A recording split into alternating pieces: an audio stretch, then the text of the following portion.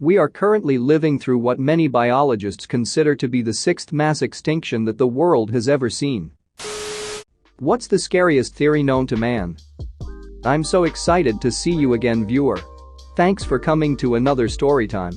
If we haven't met yet, I'm Andrew, your narrator.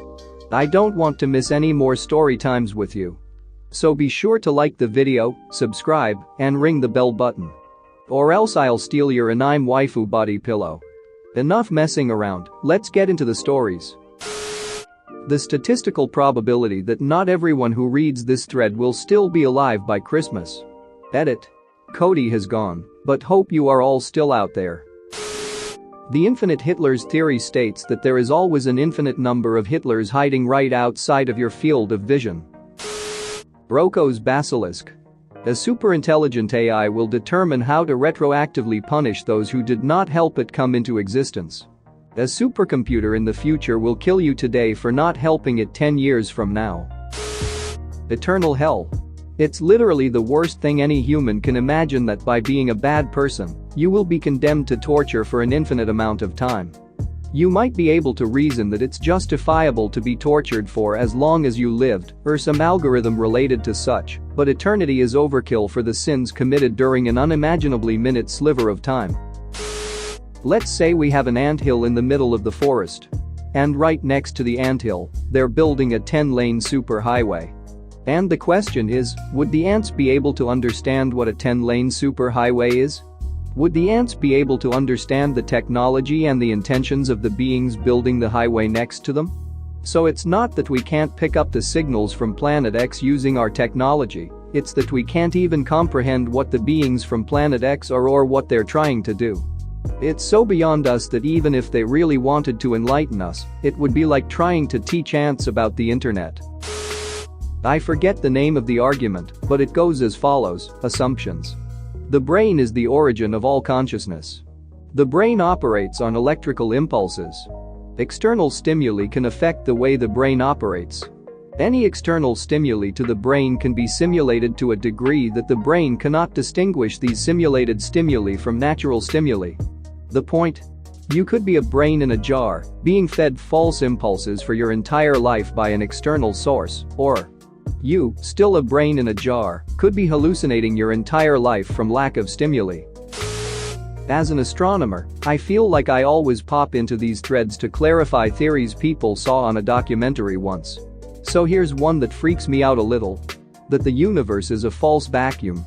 This is, in short, a theory-scientific hypothesis that our universe is actually in a false phase state as part of a larger universe, like if it were in a temporary thing. Think the real universe is a pot of boiling water, and we are just within a bubble forming at the bottom of the pot. Eventually, however, that false vacuum has to pop, yes, even after billions of years in this false state.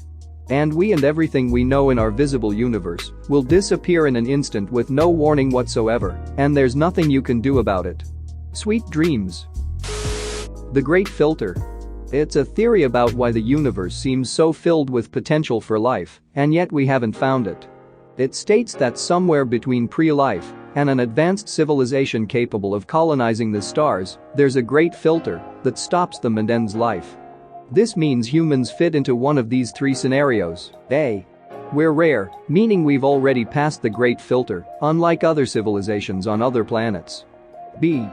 We're the first, meaning conditions in the universe are only now life-friendly, and we're among many on our way to the capability of colonization. C. We haven't hit the filter yet, meaning we're ducked.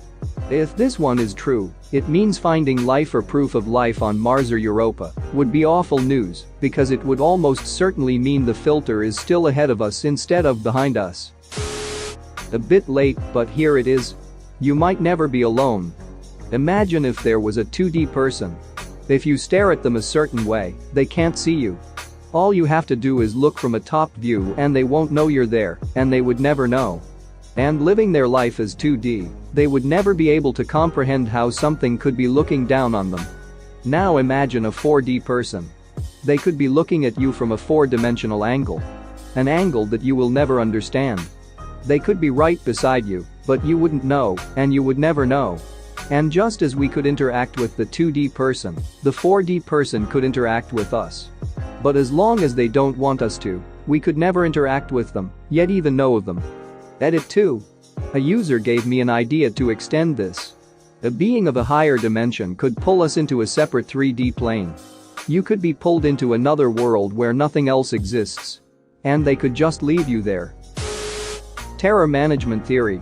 Everything that humanity has ever accomplished beyond basic survival has been motivated by a fundamental and irreducible fear of non-existence. Our conception of self and self-esteem generally is simply a buffer against the anxiety that comes with recognizing that we will cease to be. Culture is just a massive shared delusion to mitigate our fear of the unknown and ultimately of death. Thus we want to imagine certain works of art as timeless, or to place value in family lines and offspring, to project ourselves beyond death. We take comfort in our value systems and the structures that arise from them, whether that's through conceptions of biological kinship, national political identity, religious faith, etc. This includes belief in the inherent value of ensuring the future of humanity through scientific progress.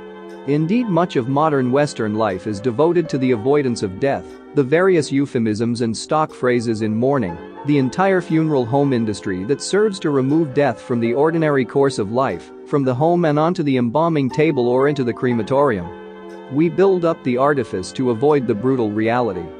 There are no turtles at the bottom, it's nothingness all the way down. Edit 1. To counter the bleakness, I need to clarify that this isn't necessarily my worldview, and it's certainly not my favorite pet theory. It offers an answer to a fundamental why so that we can focus on the far more important and far more interesting questions regarding meaning making, value creation, cultural development, lived existence itself. This theory doesn't have to be a conversation stopper. In fact, it should be a springboard into fine-tuned discussions about the things that make us human, without getting bogged down in the navel-gazing big-picture questions. We are currently living through what many biologists consider to be the sixth mass extinction that the world has ever seen. This is going to be an interesting puzzle for the species that comes after us. It wasn't until around the year 1800 that humanity reached a population of 1 billion after thousands and thousands of years. In the 215 years since then, the world population has increased to 7.2 billion. That exponential growth has very large and long-lasting negative effects on our planet and will continue to do so until we reach carrying capacity and die off. Edit. I'll expand on human population a little more. Most modern scientists have the human species being around 200,000 years old based on fossil records. Around the year 1800 is when the human population first hit 1 billion, that means it took 198,200 years to reach that number. Human population hit 2 billion around 1927, human population hit 3 billion around 1959, human population hit 4 billion in 1974, 5 billion in 1987, 6 billion in 1999, and 7 billion in 2012. It's at the point where we are growing by 1 billion people nearly every 12 to 13 years that is not very sustainable for a long period of time, no matter how you look at it. Especially with the modernization of third world countries, with the development of those countries comes increased life expectancy and lower birth rates, with access to medicine, education, housing, and sanitation. So with that you say okay, the birth rate decreases, but life expectancy increases. What does that mean? That still results in more people being born than people dying, thus still net population gain, and not only is that net gain, but that is net gain people who live longer.